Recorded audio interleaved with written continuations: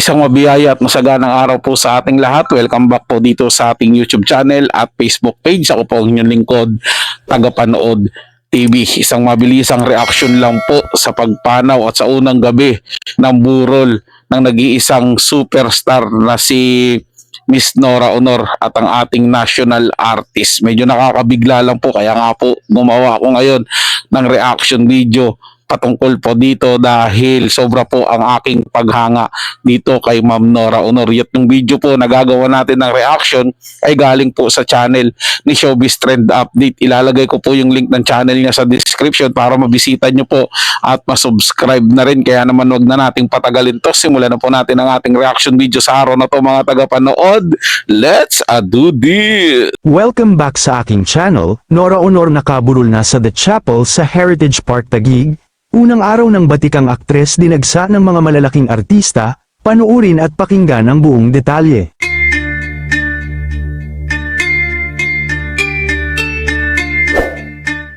Nakaburol na nga ngayon ang aktres na si Nora Aunor sa The Chapel sa Heritage Park sa Taguig ngayong Huwebes. Matatanda ang sumakabilang buhay ang aktres at national artist superstar nitong Miyerkules Santo ng gabi. Hindi naman binanggit kung ano ang dahilan ng pagkamatay ng aktres, gayunman bukas naman sa mga anak ni Nora ang gustong dumalaw upang makita ang labi ng kanilang ina. Agad naman itong dinagsa ng mga malalaking artista, kabilang na dito ay si Vilma Santos na naging emosyonal sa pagdalaw sa labi ni Nora. Asahan din na dadagsain pa ito ng maraming artista na malalapit sa aktres at mga humahanga bilang respeto na rin sa mga naiambag nito sa mundo ng showbiz. Samantala, para naman sa April 19 at 20, Sabado at Linggo, 10 AM to 4 PM nakatakda ang public viewing, habang sa April 21, Lunes, mga kapamilya at mga kaibigan lamang ang pwedeng bumisita at makiramay. Pagsapit naman ng April 22, Martes, itinakda naman ang interment sa labi ni Ate Guy kasunod ang paghahatid sa kanya sa libingan ng mga bayani. Wala pang ibinibigay na detalye ang pamilya ni Nora Aunor para sa kanyang state funeral. Samantala, hanggang ngayon ay hindi pa rin isinasa publiko ng mga anak ni Ate Guy na sina Ian De Leon at Lotlot De Leon ang naging sanhi ng pagkamatay ng kanilang ina. Pero ayon sa ilang napagtanungan na malapit kay Ate Guy, nitong nagdaang Martes ay sumailalim daw ang superstar sa angioplasty, nahirapan daw huminga ang award-winning actress. Ito'y dahil daw sa pagbaba ng oxygen ng kanyang pangangatawan. Aniya pa noon, "Hindi ko alam kung pwede kong sabihin kasi namatay na ako ng 3 minutes. Itong mga nakaraan lang, ngayon ko lang sasabihin ito." Well, kung ambag lang sa mundo ng showbiz ang pag-uusapan ay hindi maipagkakaila na isa si Nora sa maraming naiambag, kaya nga isa siya sa mga naging haligi at ilaw ng showbiz noon at magpasa hanggang ngayon.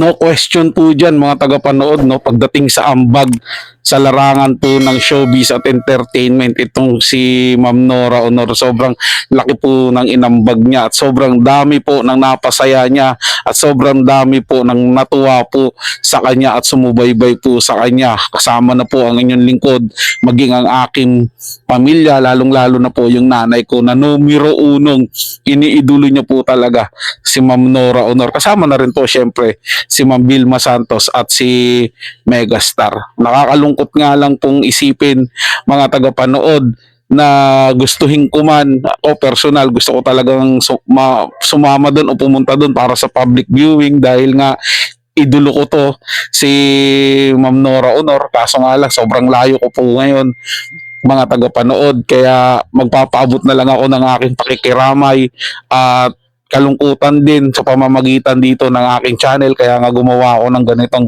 reaction video para kahit paano ay makabahagi po ako sa mga nararamdaman ko na kalungkutan din po at sobrang panghihinayang na maaga pa po Kumbaga, bata pa po siya.